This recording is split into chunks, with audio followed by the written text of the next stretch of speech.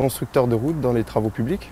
On fait les adductions d'eau, l'eau usée, les eaux pluviales, tout ce qui est bordure, mise en place de terre végétale, tout ce qui est réseau sec. Bon là, il n'y a pas de coupe. On a juste une ligne droite suivie d'une courbe. Après, suivant les chantiers, ça change, quoi. La pose de bordure, pose de caniveau, pavage, dallage, enrobé. Et dans une journée, en général, on fait que de la bordure ou que des réseaux. Mais le lendemain, ça change, ça peut changer, quoi. J'ai choisi ce métier parce qu'on est dehors. Parce qu'on a des bonnes relations avec les clients. On a beaucoup de communication avec les riverains aussi. Tout le monde est là pour donner un coup de main à l'autre, je veux dire. C'est d'où le travail d'équipe, quoi. On est toujours là pour se soutenir les uns les autres. Non, j'aime le travail bien fait.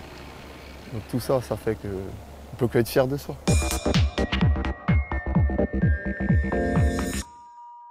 Le développement durable, sur l'aspect économique, ce qu'on fait, on recycle des matériaux. Chaque chantier a une distance de transport très courte, on est vraiment axial. Ce qui fait que moins on transporte, moins on dépense d'argent. Plus on récupère de matériaux, moins on va chercher dans les carrières. Sur l'aspect social, ce qu'on fait pour le développement durable, on forme les gens. Parce que les entreprises comme les nôtres, les gens qui viennent chez nous, ils ne viennent pas pour 6 mois, ils ne viennent pas pour 1 an, quoi. Ils viennent pour rester longtemps. Donc la formation, chez nous, c'est le premier axe du développement durable. Et puis, sur l'aspect environnemental, le développement durable, ça se traduit par des chartes vertes. Alors les chantiers chartes vertes, tous les déchets sont analysés, sont traités, il y a des bennes spécifiques et c'est géré par les entreprises spécialisées. Et nous, on va au-delà, dans la mesure où chaque fois qu'on a un chantier où il n'y a pas de benne pour mettre les déchets qu'on recycle, les déchets qui sont produits par le chantier, au dépôt, chez nous, au siège de l'entreprise, on a des bennes qui servent à ça. À défaut de creuser dans les gravières, on va récupérer ce qu'on a déjà sur place, quoi. Que ce soit le béton enrobé ou même des bordures recyclées. On fait du sable et du recyclé tout venant, quoi.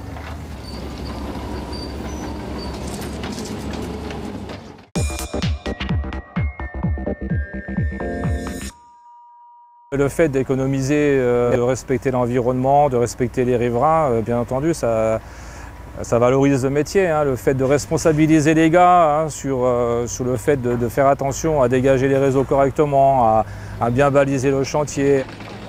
On utilise aussi tout ce qui est sur la pollution. Les machines, elles ont des flexibles hydrauliques, d'accord? C'est un moteur thermique. À une panne, ça peut arriver. Donc on peut avoir à un moment donné un flexible qui perd, ou on peut avoir une fuite du moteur, et en fait, donc on risque de polluer le sol. Le plus gros du travail va se faire tout au long de la formation, parce qu'en fait, c'est toute une éducation donc à apprendre ou à reprendre. Il faut bien s'assurer qu'on n'ait pas une fuite. Parce que si on a une fuite et qu'on la laisse, c'est des milliers de litres d'eau qui partent dans le sol et c'est de la perte. Bien entendu, si les stagiaires viennent en entreprise avec déjà des réflexes d'environnement durable, donc à ce moment-là, ils peuvent être que satisfaits. Être acteur du développement durable pour un constructeur, une constructrice professionnelle en voirie et réseau, c'est, pour la dimension environnementale, sensibiliser à la réduction des gaz à effet de serre en arrêtant les moteurs des machines non utilisées. C'est trier les déchets, béton, bois, plastique, etc.